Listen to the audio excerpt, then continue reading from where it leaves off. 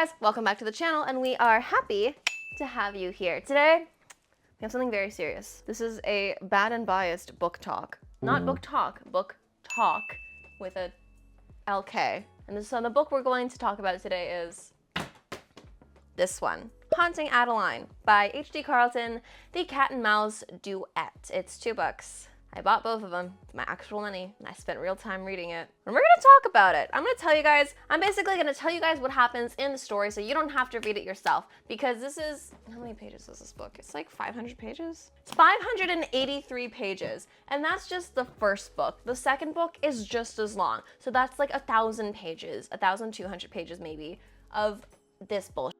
So I'm gonna do you the service of telling you what happens so that you don't have to. And I have this lovely thing with me to help narrate what's going to be happening. And if I don't draw anything on it, I'm going to have my editor just put, I'm going to have you just put pictures up there to represent what I'm saying. So the whole book, Haunting Adeline, starts with Addie on the phone talking to her mother, whose name is Sarina, by the way. Addie has decided to move into Parsons Manor, which is her late grandmother Serafina's old Victorian Gothic mansion in the middle of Washington, Seattle, I believe? Seattle, Washington, yeah, I don't know America. Addie gets into the manor. It's all Gothic, of course, and Victorian, of course, and a mansion, of course. And here we learn that this house is not only the house of her dead nana, it's also haunted. They're quite literally, there are ghosts in this book. They walk around, they appear before the main character, but there is nothing else paranormal in this book. That's it. The only other thing paranormal is just the amount of delusion coming from the main characters. But other than that, there's no other mention of paranormal activity or anything supernatural.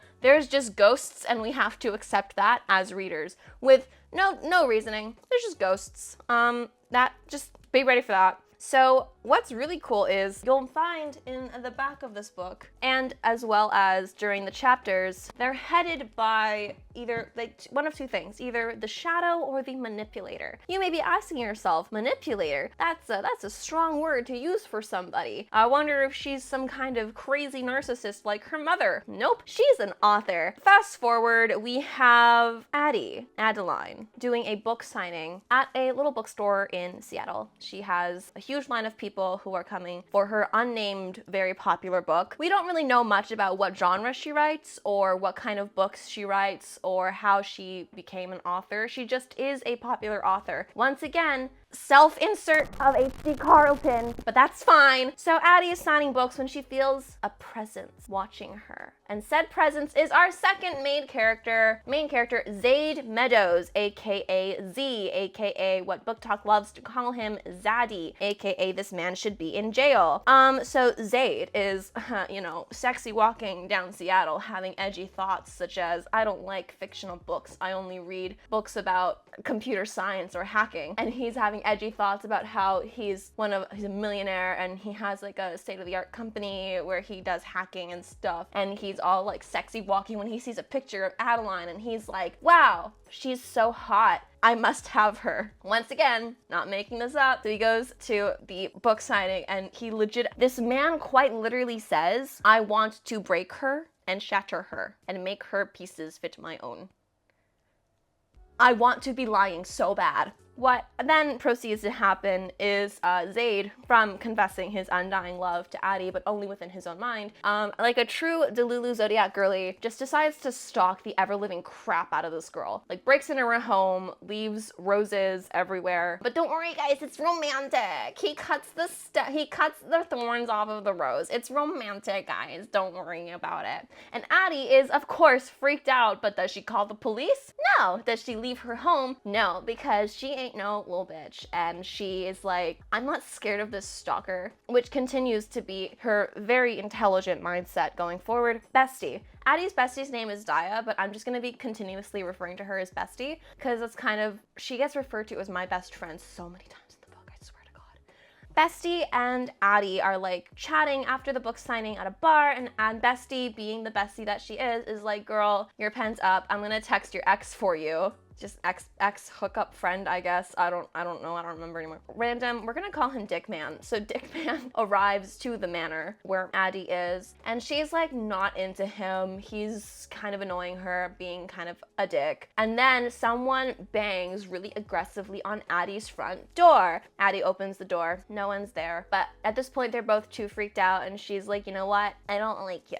So he gets kicked out, and he's screaming profanities and mean things at Addie, and disappears into the night, never to be seen or heard from again, because Zaid Meadows, Stalker Man, also known as the Cat of the Cat and Mouse duology, kidnaps him and permanently maims him. But it's romantic because he was being mean to Addie, so Zaid is like, you don't deserve to talk to people again. So Mans gets silenced, and Addie never thinks of Dick Man again. He just never really comes up again. So while not thinking of Dick Man, Addie hears ghosts. It's either a ghost or a rat behind her walls, breaks down the wall and finds her great-grandmother's, her name's Gigi, her great-grandmother Gigi's hidden stash of scandalous little diaries, which unlock what is supposed to be the big mystery of this series, of this book, right? Gigi was having a secret affair with her stalker turned lover. The Diary of Gigi, which is all signed with like a red lipstick kiss for some reason. I think it was just supposed to be a cute little, gotta be real with you, Gigi's characterization was done better than the actual main character, and it makes me think that maybe H.G. Carlton was intending to have Gigi and Ronaldo, that's the name of the stalker, Ronaldo, as the main characters of the book, but then was kind of like bored with it and decided to just self-insert herself instead. Gigi's diary reveals that not only was she having a secret affair with her stalker, Ronaldo, she was also moited. And Addie, currently being stalked herself, is like, oh my gosh, I'm gonna get murdered by my stalker, but I'm not stupid. I'm not gonna fall in love with him. That was dumb of her. Then Addie proceeds to, word for word, act in the exact same way her grandmother did, and then is shocked when she meets this wonderful thing called the consequences of her actions. So what ends up happening is, then we fast forward, right? Guys, I know up until this point, Zaid breaking into her house, permanently maiming her exes, leaving used glasses of whiskey around her house, completely traumatizing her by stalking her, might seem like a bad thing, okay guys? But you don't understand. Zaid is a great guy because he hates pedophiles. I know, swoon-worthy. Not only does he hate pedophiles, he respects women because he saves victims of human trafficking. I know, guys, totally makes up for all of the things he does to Addie because he's a hacker man who's a millionaire that respects women and hates pedophiles. So after he murders a bunch of non-respectful child traffickers, he then breaks into Addie's house again and continues to leave roses and with the thorns cut off. Here's the thing, okay, I need to be very clear. I enjoyed reading this book. There were parts of it that were fun. I recognize, though, it is not a good book. We're gonna continue now. Just really had to put that in there so people knew I'm not hating. Bestie is like, Addie, I'm worried about you. Things are going weird. You refuse to stay at my place even though this random man keeps breaking into your home, and I don't know why you're just not leaving, but that's fine. Let's go to the club. So Addie and Bestie go to the club and they get pulled into this VIP section where there's a group of men that are very obviously the mob. Even Addie is like, these people look like the mob, haha. Addie and her bestie both choose a mob man to part ways with, and Addie takes mob man, Archibald is his name, but I like calling him mob man, takes mob man back to her house and they engage in some sins of the flesh, if you will. But not just that. Despite remembering what happened to ex-Dick Man, Addie is like, you know what? Let's do this in the completely made out of glass green room. I think that's a good idea. So while they are engaging in said flesh touches, she's in her head thinking, remember that stalker? Oh my gosh, he's probably watching. That would be so weird. But also, this is me taking back my power. And then she's surprised Pikachu face when there's banging at the door and Archibald takes out a gun, goes all mob on this guy, runs out into the night, and then completely disappears, never to be seen or heard from again. Wanna guess what happened? That's right, it was Stalker Man who just kidnapped this very prominent member of the mob and moited him in his warehouse murder basement. So Addie is like, oh my god, what happened to him? Oh well, that's weird, and just reads more of Gigi's diary and goes to bed. In the morning, however, we see a very finely wrapped package on Addie's doorstep, and what is in it, if not mob man Archibald's severed hands? It's romantic, guys. Zaid is like, how dare you engage in anything coital with another man when you're married to me and you don't know it. So what then happens is Addie is like freaking out, like, oh my god, this guy's insane, which he's stalking you, babe. How would you not know this man is not mentally stable? So Addie is now quite freaked out because of the severed hand situation. And so her bestie, who is also a hacker, by the way, foreshadowing, not really, I'm just telling you, she works for Zaid. Zaid is her boss.